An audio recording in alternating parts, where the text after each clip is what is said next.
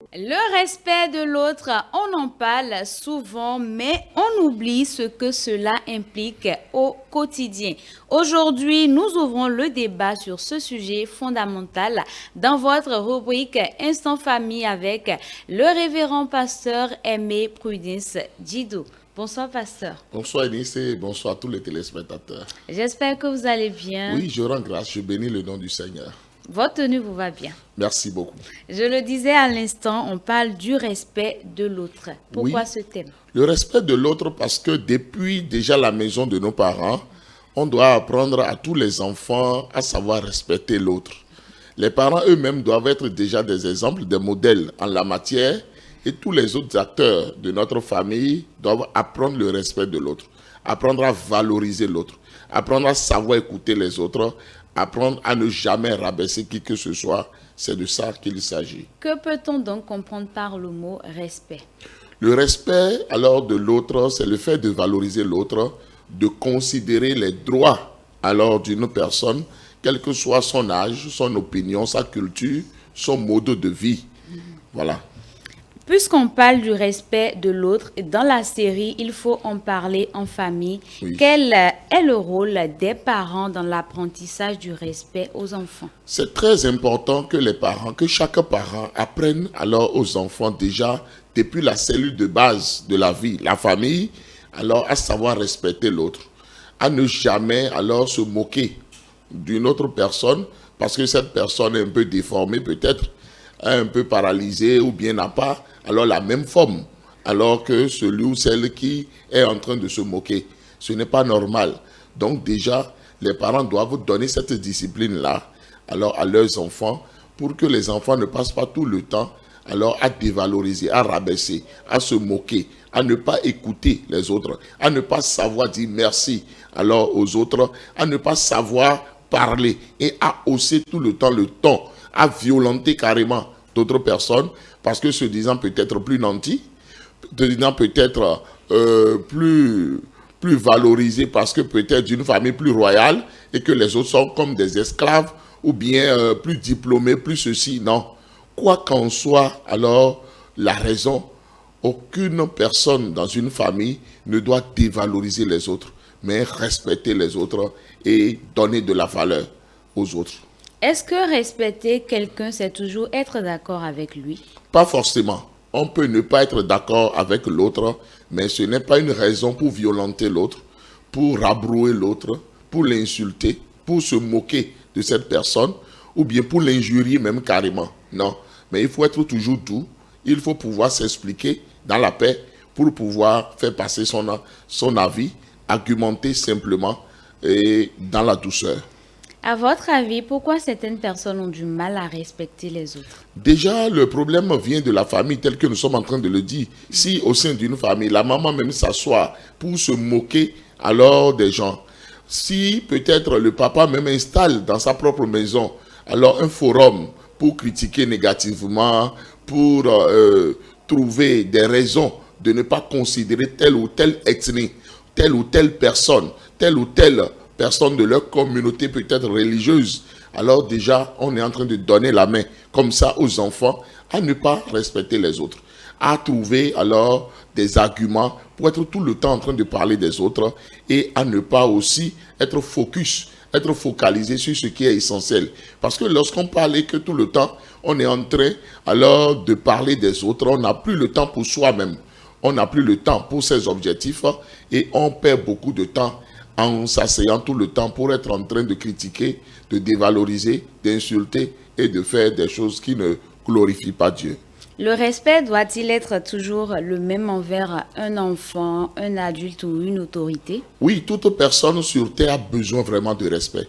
Parce que toute personne a une personnalité, une dignité à préserver. Donc nous devons faire très attention, que ce soit du plus petit au plus grand, que nous puissions donner le respect à l'autre.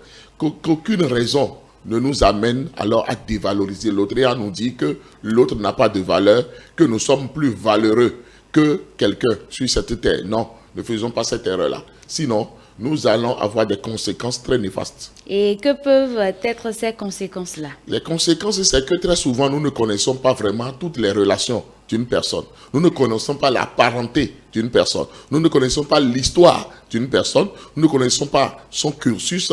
Et en voyant une personne en même temps, nous ne pouvons pas savoir si cette personne-là est nantie d'un diplôme ou pas, est nantie d'une connaissance ou pas. Et nous ne pouvons même pas savoir le nom de la personne sans que cette personne-là ne réponde déjà à notre question pour se présenter. Donc si nous commençons déjà par juger cette personne, pas dévaloriser cette personne, pas ne pas respecter cette personne, les conséquences seront vraiment très néfastes.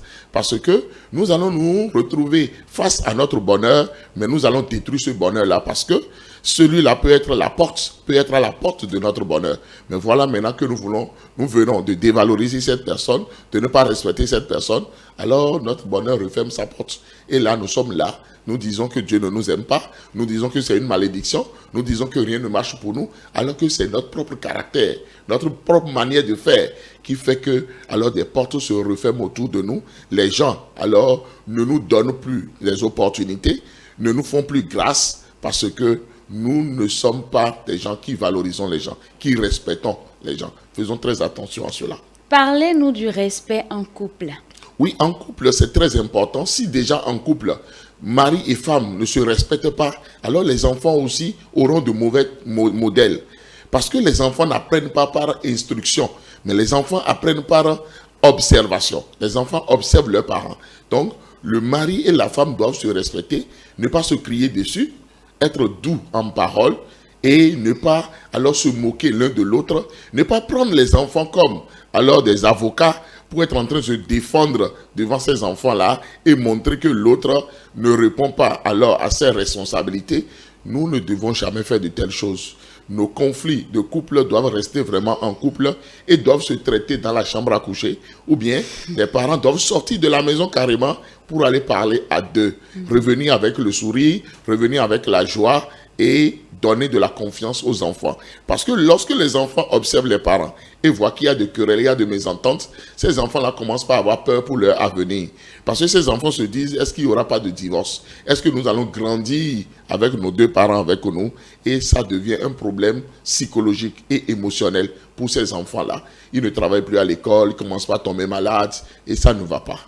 Un conseil à nos chers téléspectateurs, à nos chers parents. Oui, c'est très important alors de respecter l'autre, que ce soit entre adultes, que ce soit entre enfants, et aussi dans nos familles, c'est très bon alors d'en parler, et ne pas seulement en parler, mais de faire vraiment respecter l'autre. Si nous constatons dans la vie de l'un de nos enfants que cet enfant-là commence pas à se donner trop de valeur et dénigre ou bien rabaisse les autres, nous devons réagir très rapidement avec une très bonne discipline pour rétablir l'équilibre.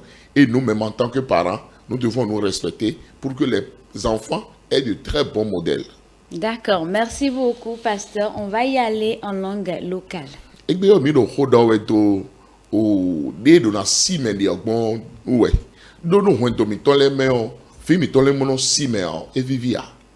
Nous méditons les soumets de Dagbero, nous messisi, né et non d'ocho nous médiocre. Au Arirote nos idiots nous médiocre. Kabi no momede comme le Jéméon Chakoji. Mon Dieu, le Dieu de Ménéo Kunyo, Ménéo Tatonkolo, Ménéo Wali, bon Dieu, aux Zunchado Meuji, et au, et dans un bloc moment, Bédek Moa. Kabi avait de l'union au Kwedi, et au Métileo, y de Léo, au Ménako et ou mêlé les 2000 bihu et des Indes Bédek Moa. Mini blue dead they don't tell to it.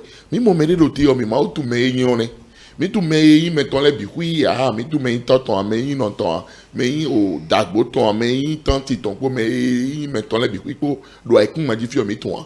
We le nu onu mi ma nyon mesia ali le na sudo mi donation le bi na sudo mi beto le na honu mi o mi ni tenkon lo blue dead. Bra nyon hodon me gbe oni gbe FIFA gbe oni gbe de na yon se yo. Moi de nanon le bonanyone ou mi dona blo tede mais dit tole de so dona kondi ou dagbe bokana naklon dagbe vie tonle bon vile na yon messi na yon ko don medio le bona si rosé mais ko imposer tentome ten dagbe me ene. Ene, pasteur, parlez-nous de vos formations. Oui, j'ai 20 formations qui sont logées sur Telegram et qui vous attendent. Au-delà de cela, mes 15 livres alors sont disponibles. Alors je vous demande de demander d'après ces livres-là. C'est dans beaucoup de toutes les librairies pratiquement à Cotonou. C'est sur Telegram pour ceux-là qui sont à l'extérieur. et dans beaucoup de pays aussi. Pour vous contacter, quel numéro faut-il Il joindre? suffit de taper le plus 229 01 95 15 67 40 ou le plus 229 01 97 56 63 34. Merci beaucoup, c'est toujours un plaisir de vous avoir. Le plaisir est partagé. Le respect de l'autre, c'est la base de toute relation saine, qu'elle soit familiale, amicale, professionnelle ou citoyenne. C'est la fin de votre rubrique Instant Famille. On se retrouve juste après ceci.